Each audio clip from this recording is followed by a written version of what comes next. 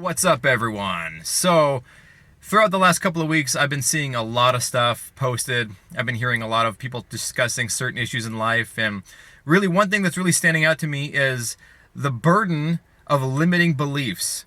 The limited belief system that so many people have that they allow them to hold themselves back in life. And it hurts me to see that. I used to be one of those people who suffered from limiting belief system. And it's quite burdensome. It's like having cement shoes on your feet, and they hold you back from really envisioning what it is that you're truly capable of in life. You're capable of so much more than you would ever have imagined if you just cast away those limiting belief systems. It sounds simple, but really it involves an entire repair of our subconscious mind. You see, throughout life, we're programmed and we're conditioned through this cultural hypnosis that tells us how life should be, or how we should perceive certain information, and it becomes embedded into our subconscious mind. That becomes our belief, which in turn becomes our reality. We don't know life beyond that limited way of thinking. I was one of those people as well. I'd like to talk a little bit about the mind. I was reading a book called The Power of Your Subconscious Mind by Joseph Murphy. He specializes in hypnotherapy. He was a very world-renowned expert on the subconscious mind and the impact of our thoughts and how our thoughts affect our life. Really, the best way to look at the mind is to separate and identify the difference between the conscious mind and the subconscious mind. Look at the mind as an iceberg. Above the surface, we recognize about 5 to 10% of the iceberg. That is our conscious mind. Our conscious mind consists of our thoughts, our will, our decisions. Our subconscious mind is everything underneath. The remaining 90 to 95% is underneath the surface. These are our subconscious mind. This is our unconscious mind. These contain our values, our identity, our beliefs, and our core purpose. This is all on a subconscious level that drive us and influence our conscious thoughts. Another way to look at this is really examining our subconscious as being the captain of our ship, our conscious as the captain of our ship, whereas our subconscious is the entire crew members on board who receive the orders from the captain, or the conscious mind. See, the conscious mind is capable of thought, direction, and action. What we say, what we think, directly becomes embedded into the subconscious, or the crew members of the ship. See, the crew members of the ship, they don't argue with the captain. They simply take the orders and do as they're told. They become the foundational block of the functions of the ship. Same way the subconscious mind works. It's the exact same way. This is how we become burdened by limiting beliefs. Throughout life, as I was mentioning, we're all exposed to a number of circumstances, a number of environmental circumstances, outside influences, external stimuli, you name it, that really become a part of who we are, become a part of our identity. So what happens is when the conscious mind runs into a problem or a burden in life, perhaps a traumatic experience, perhaps stress, you name it, it might begin to engage in self-sabotaging behavior. You might begin to utter statements such as, "Oh, I cannot do this," or "This is impossible, I'm not worthy." When you say these things out loud, or even simply repeat them in your head as thoughts, those will travel to your subconscious, and you will truly become what you think. You will become your thoughts. And the old phrase is true: whether you believe you can or you believe you can't, you're correct.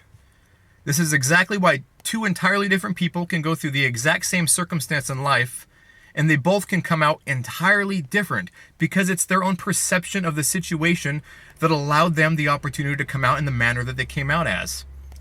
So this is why you see so many people who are so negative all the time, who are always depressed, who are always miserable, who are always anxious, who are always fearful. It's become a cultural conditioning within their subconscious mind, and now their conscious mind only knows what it's been conditioned to know. And if it repeats itself on a repetitive level to such a degree, it becomes a part of their identity. Now, there's ways to redo this, but I'd like to talk a little bit about some stories that really hone in on the power of the subconscious mind and what we're truly capable of, because it's pretty fascinating. So back in the 1950s, there was a surgeon who was also a hypnotist. His name was Dr. Albert Mason. Now, Dr. Albert Mason had several successful attempts with, healing various ailments that several people had. He healed various mental ailments, various physical conditions. Well, back in the 1950s, in fact, I believe it was 1951, there was a young boy who was an early teenager who came in to see him for what he believed was a severe case of warts. Now, this boy had had several failed attempts at skin grafts and you name it to basically eliminate the warts from his arms. His entire arms were completely covered with thick, leathery, wart-type, appearances. So he thought he would seek out, hypnosis and to see the efforts of Dr. Albert Mason. So sure enough, after several visits with Dr. Albert Mason, Dr. Mason began documenting the process with the boy. After several weeks, he took photographs, and sure enough, after time, the boy's arm began to heal up. The thick, leathery appearance began to turn into more of a smooth, gradual, how skin should be. Well, then, a few months later, the boy's biopsy came back from his dermatologist, from his general dermatologist. Turned out he never had a case of warts in the first place. What he had was a rare congenital disease, a skin condition called, I believe it was ichthyosis, and it was considered incurable. And to his astonishment, the doctor's astonishment, Dr. Mason's astonishment, and the boy's astonishment was the fact that he was virtually healed from this condition that he thought was simply a case of warts. Well, this was pretty fascinating. Everybody was in shock. Dr. Mason was just absolutely blown away. He thought to himself, wow, if I'm able to replicate this in other patients, I can change people's lives forever, right? So sure enough, he started advertising his services. He started seeing other patients who had this same very rare congenital condition. And after time, he wasn't able to replicate the same results. Why? What happened? What was so rare with his case with this boy who he thought he was treating a case of warts with?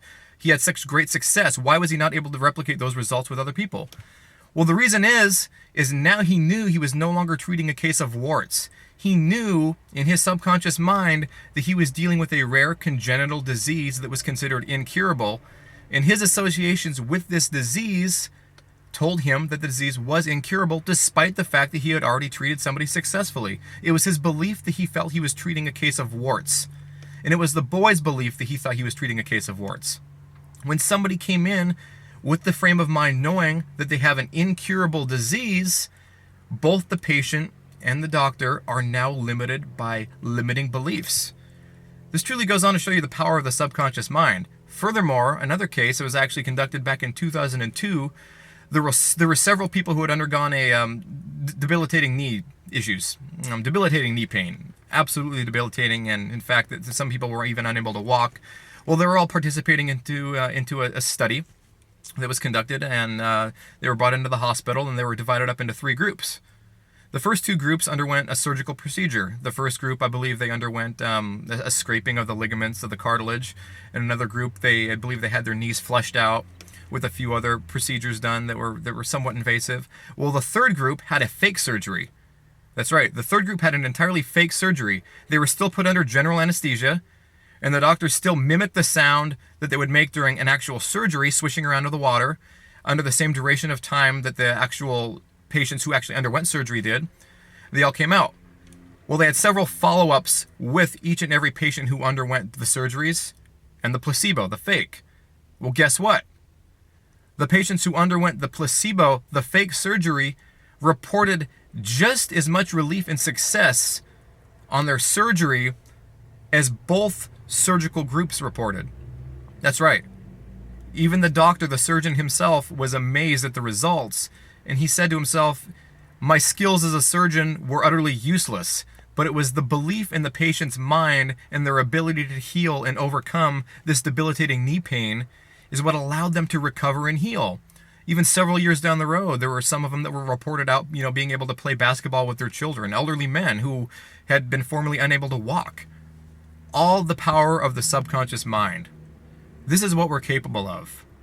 Eliminate those limiting belief systems. If we eliminate those limiting belief systems, we are truly capable of maximizing our potential beyond anything than what we would have ever imagined. We can apply this to so many aspects of life.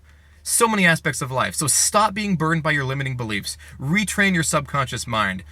Give it positive affirmations. You know, it's best to do this in a state of deep relaxation at night when you're tired, when your body's relaxed. Repeat to yourself either out loud or in your head any affirmation that you truly want to send to your subconscious mind, but don't just say it, believe it. Experience the feelings that you would be experiencing as if you were manifesting these results yourself. Really feel those feelings and send those commands to your subconscious mind. This is one very effective way to really retrain yourself. It's a form of self-hypnosis, and it's an incredibly powerful tool.